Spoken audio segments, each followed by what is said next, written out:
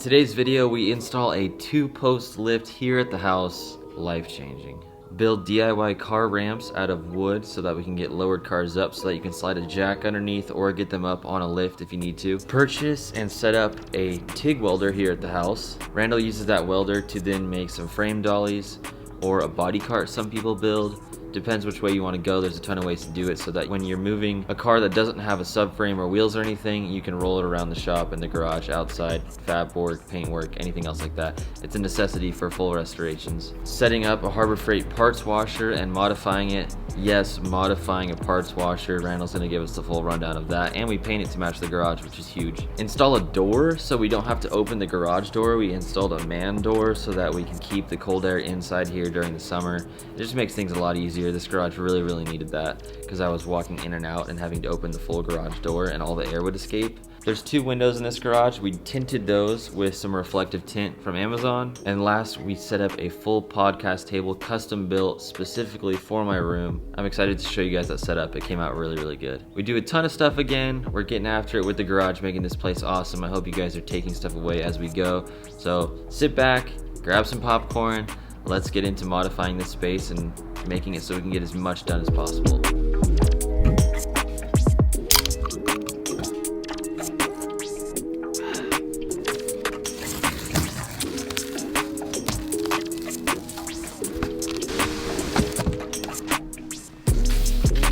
Big moves. We got ourselves a TIG welder. If you're new to welding, like myself, there's 2 types of welding, TIG and MIG. TIG is a little more, it has a steeper learning curve. It's good for like thin materials, aluminum, things like that. You have like the really pretty welds on roll cages and stuff. Usually with TIG welding, you use your left and right hand. The other kind is MIG welding. It's much simpler. It's good for thick metals. Both can be used on anything with the right setup, but Randall wanted to get after it with TIG and get good at it first. Take his first steps. Give Give it like 5 years. When I'm famous, I'm gonna sell this for $100K. I'm gonna frame it. Put it right here. I'm gonna be like, dang, look what I did. Everyone's got to start somewhere. You had this hidden back there. Why did you have this hidden back there? I was painting it. Oh my. Paint piece here. I had to put some clear coat on it so it doesn't rust. Oh, you're keeping that forever. We're keeping it. I'm gonna hang it somewhere. That's amazing. The memorabilia wall. If you're in the market to install a door at your house, all you got to do is go to Home Depot. They have a big selection of doors that come with frames around them. It's actually a really simple process. Do your measurements, mark them on the inside of your building, go ahead and cut it out with a saw, and then you kind of build a frame around it, and you'll kind of see how Randall does it. Friendly reminder, there's a link in the description to all the tools that you need to get stuff done like this in your garage. Saws, ratchets, tools, car stuff, house stuff, you name it. It's all in the description.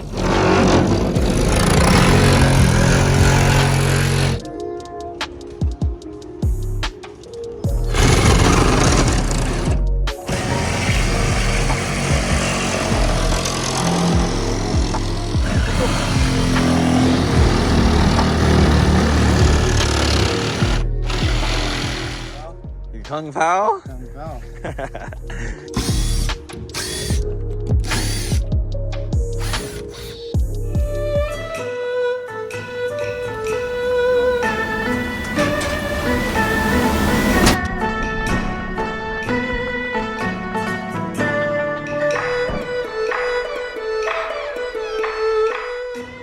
Oh yeah.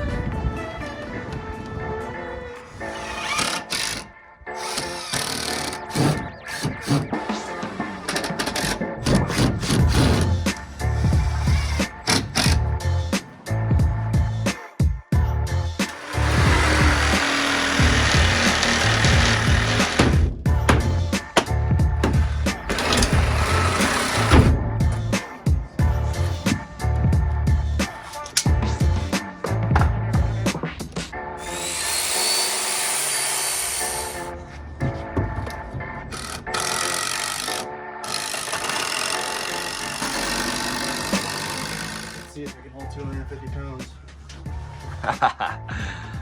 Let's get it. Oh, and he's got pull-ups. Let's go. Measuring both sides before we put the door in. How we looking? Might be a little tight on this side.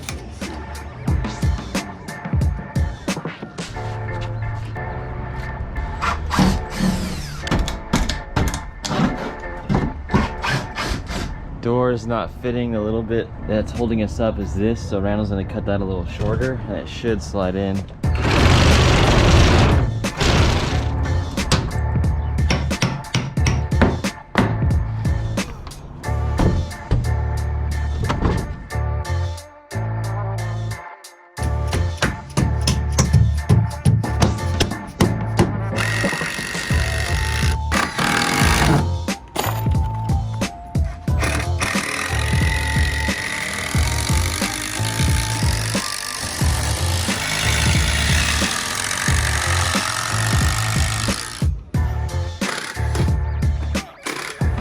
Final inspection, is it good? Can we remove the label now? We passed. Okay, cool. They told us, they called me.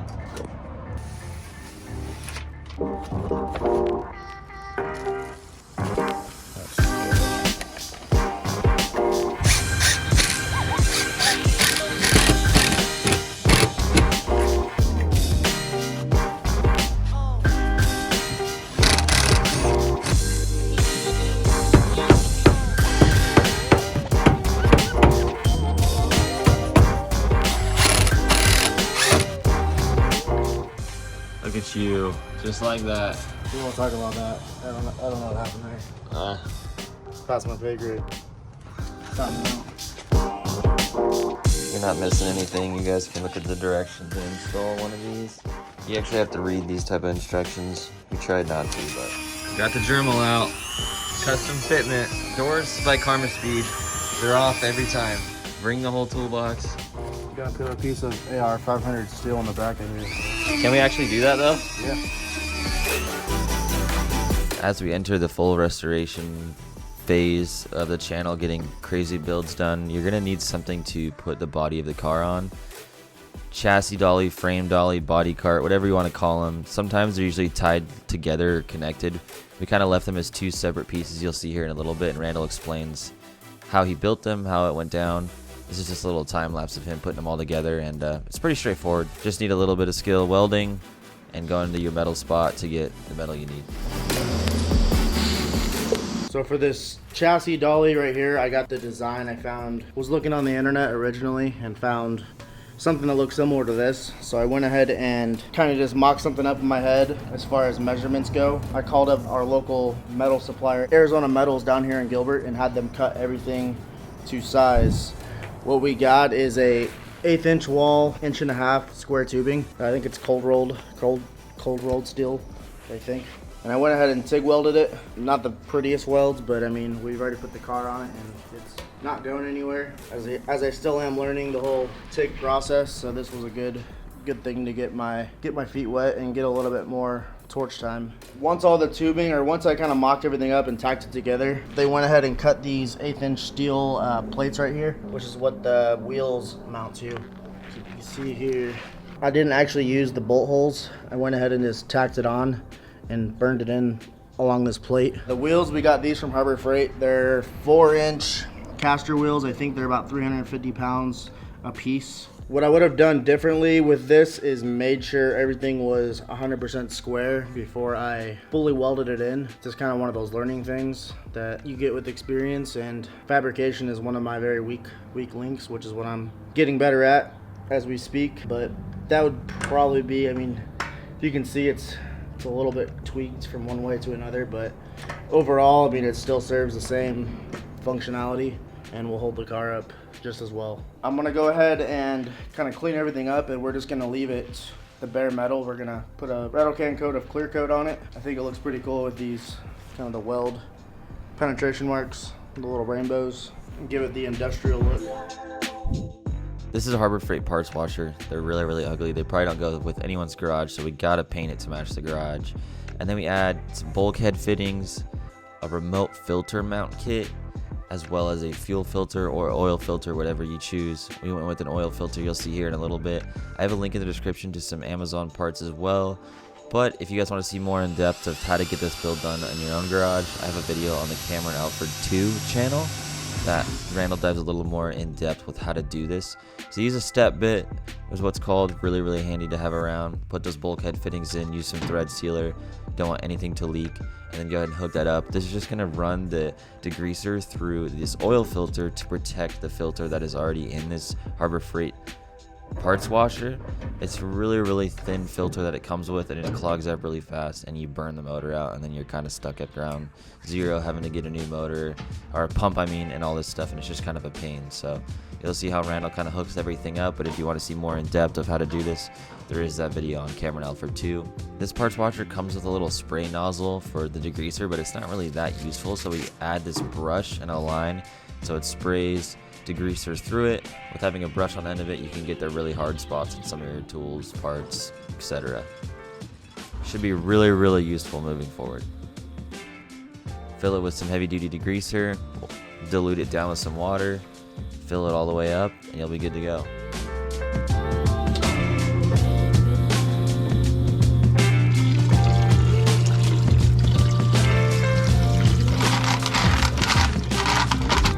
Podcast room.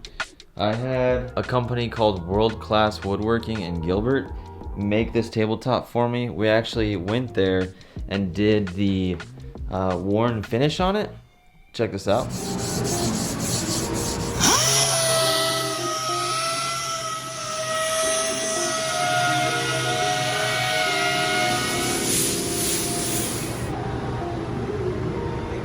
They finished that, clear coated it, and then I picked it up, and then Randall and I built out the frame for this.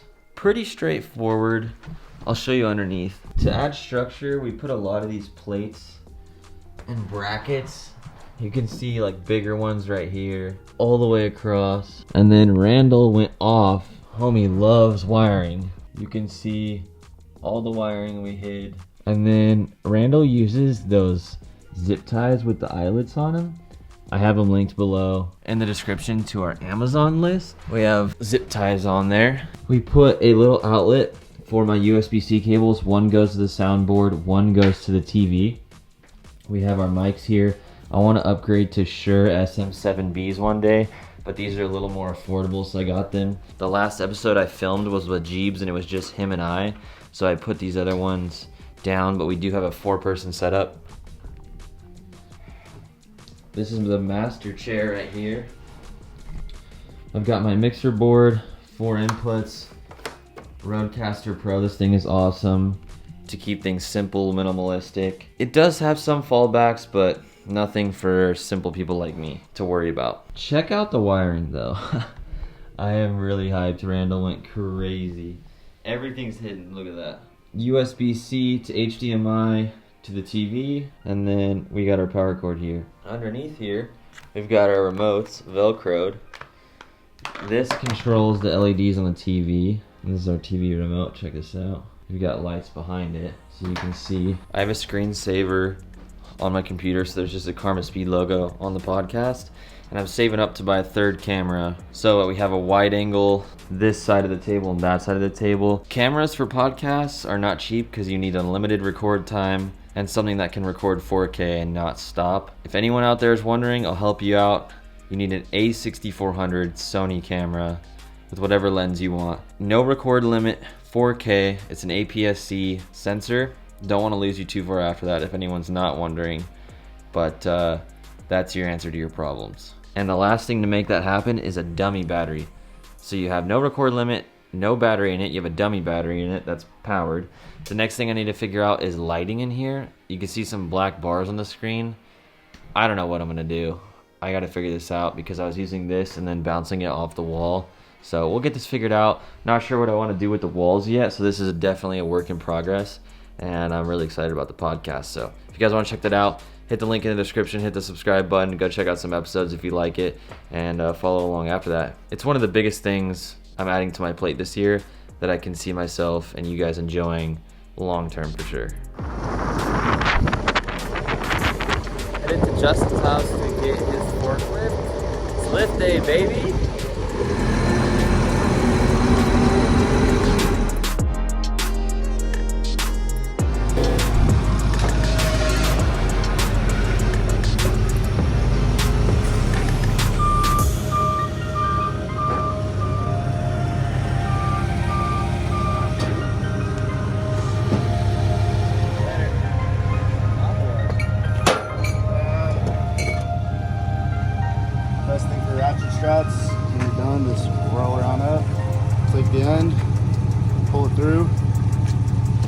here, put it back through the part that you have rolled up, grab it here and just tighten.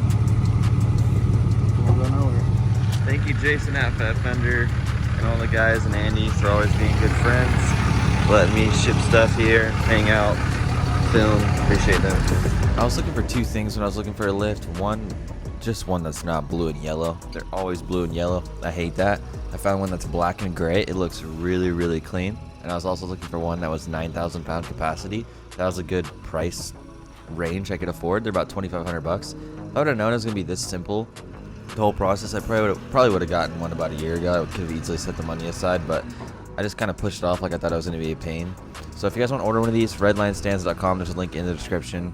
It's like the Amazon Prime of getting a lift sent to your house. Alright, so he lifted up on the lift a little bit, and then I'm able to slide these bolts out. Even if you're thinking right now that you don't have space for something like this, check out the website actually for Redline Stands, because there's a lot of things that I didn't know exist as far as lifts for lawnmowers, cars, smaller garages, bigger garages, professional use, home use. There's a bunch of things that you might not know are out there that could be really, really helpful. But there's two main beams, poles, however you want to put it, for this lift, two posts. The posts come in two pieces that you need to put together. There's the bottom part that's really tall, and then the top part that's a little thinner. You bolt those together with 4 bolts, and then you want to lift them up with a forklift, kind of put them in place where you need them to be, and then you can kind of connect everything from there. So you'll kind of see how we did this. Really sketch at first, but once we kind of figured out how to tie the chain a little tighter to the forklift, it wasn't that bad. This forklift was barely tall enough to get the job done, so this isn't the most professional thing. So if you guys want to hire someone in your area, you can find people easily. Look on Facebook, online, just call around, ask around at some shops, hey, I need someone that can install a lift. They can bring a forklift over and get it done. But if you have a neighbor like us that has a forklift, you could probably get it done. From here, once you get it in place, it's really only a bunch of bolts through the concrete that need to be put in place, and that's it.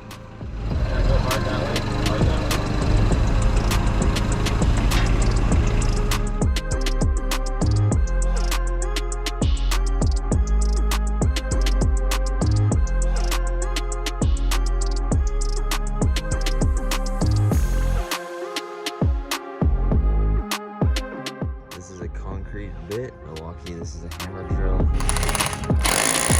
A couple things to think about installing a lift wherever you're at. You're going to need 4-inch thick concrete. Make sure you're not going to run into any rebar. You're going to need a hammer drill and a concrete drill bit.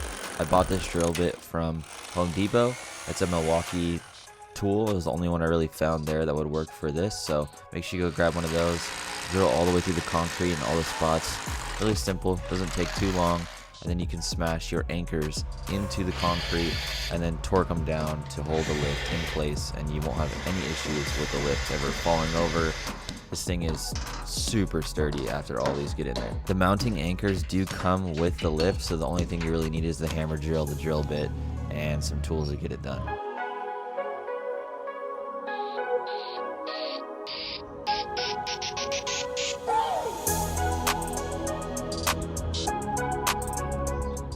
Permanent wiring for it.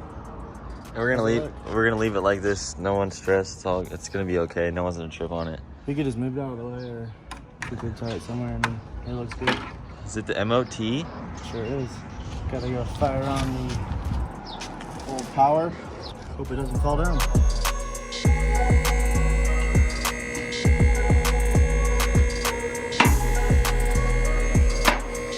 Mastered it on the first try. That's a good sound. Oh, hey, look. Yeah, it'll do that. It's throwing the lines up as it goes up, filling the ram. Well, do we need to get this back up to here first? Oh no. Where's the fluid gonna go when you lower it down? Oh, I see. Yeah. So the rams right there, that's where all the fluid's going. When it drains out, it comes back in here. Oh, I see.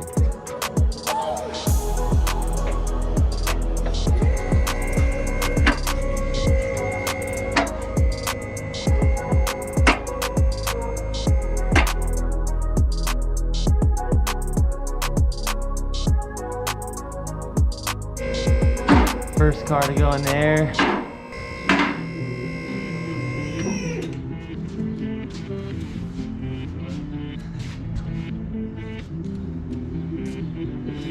Freaking joy.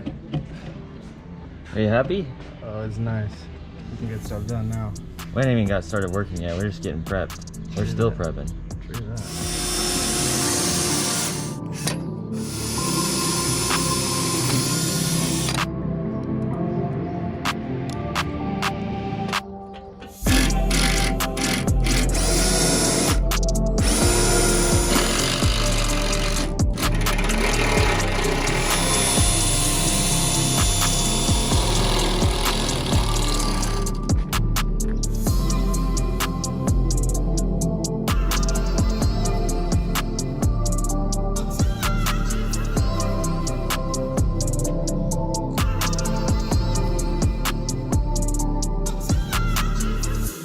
Side of this wall is my dryer and washer. There's a 220 volt for that. Randall tapped into it, ran conduit all along my carport, and then over and across to the lift.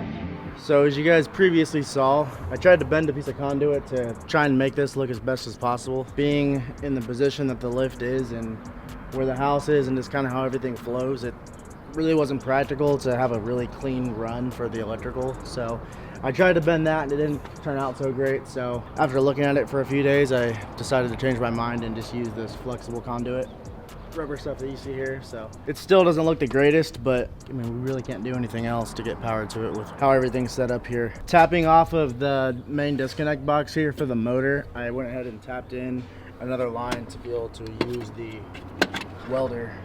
As you see right here, we have plugged into 220. That welder takes 120 as well, but for the thicker metals and stuff, I like running with the 220. And this lift isn't going to be here permanently. We are going to take it with us whenever we move, so we don't have to worry about making this look too good since we're going to move it anyways at some point in the future. So if you're at home and you want to install a lift, have it as clean as possible. There's definitely better ways to do it, but this is just how we did it.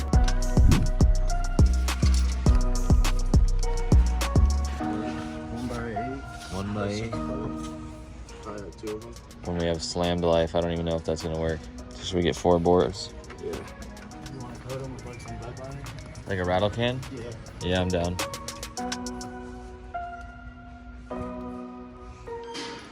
We caught my cousin Justin heading out of his house, and he wants us to build him a set. So got 4 of those boards. Randall's getting them cut right now. I just got the bed liner, and then we will head home and get to cutting. If you didn't know, you can have stuff cut at Home Depot on the back. You just gotta find someone and ask them, tell them what dimensions.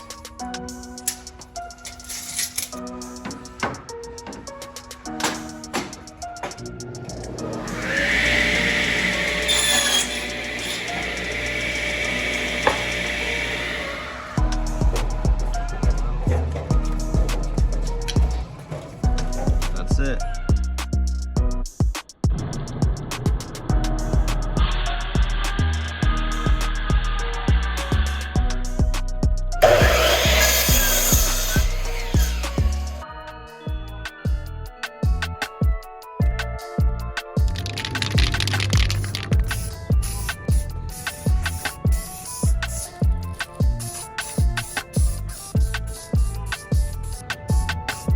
I did this window right here just to mess around and see what it was like. It's a little bit different than vinyl wrap, and you can get it wet on both sides with some soapy water. I'm probably gonna redo this. Let's do the next window and actually do it the right way. First thing to doing it the right way, tape measure. 32.5 inches will leave us a little bit of space on the end. You're gonna need one of these knives. I have a link in the description. You're gonna need one of these, which is good for vinyl. I'll leave a link in the description as well. We've got our soapy water. Get our vinyl, pull it out. I'll leave a link in the description as well for this tint. So I'm gonna go to 33 and then make a cut over here. I didn't even watch any videos. I don't know what a pro would do, but I'm gonna go ahead and get the window wet, and then I'm gonna peel the backing, stick it on, and then cut it. If there's any window tint guys out there, I know better than this probably, but I'm feeling a little impatient, so I'm just gonna send it. We put the reflective side facing the outdoors. Make sure we don't have any bare windows showing anywhere. Everything gonna line up. Press a spot in the middle. I'm gonna wet the outside of this so I don't scratch it with our squeegee. Get my spot set up.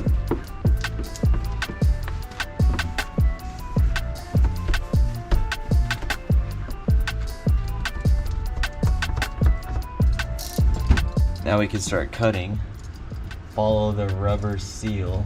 This is the part I rushed in the first window that I regret, so I'm gonna take my time with this.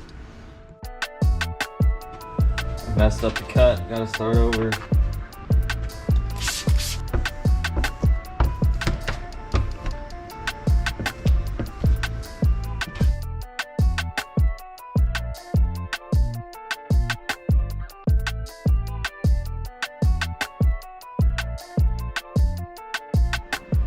These windows look absolutely trash.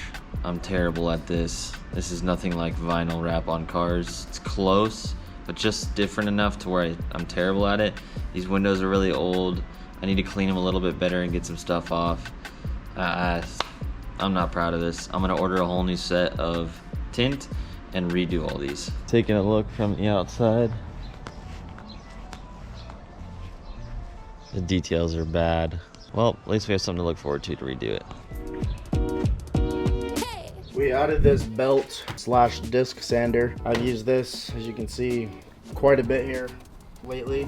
I've been using this top piece right here to sharpen the tungsten up, and then I had some other little pieces of metal that I had to cut that I've used to sand off all the burrs and shape the metal a little bit. This air belt sander right here, I've already used it quite a few times to get into those really tight spaces to where I'm not able to get to with either an angle grinder or a wire wheel. This right here makes life a lot easier. For instance, like right here. Is there anything else you guys think we should add to this garage? If you got something on your mind, write a comment down below. I'm always reading, checking out what you guys have to say. I appreciate you. Don't forget we have the private Facebook group, Karma Speed, as well as karmaspeed.com. That's the best way to support the channel, the podcast channel, and the podcast clips channel. You guys can find that on the main page of this channel. Click on it. I have the other channels listed. You can go find it quickly. Go check out the podcast, see if you like it.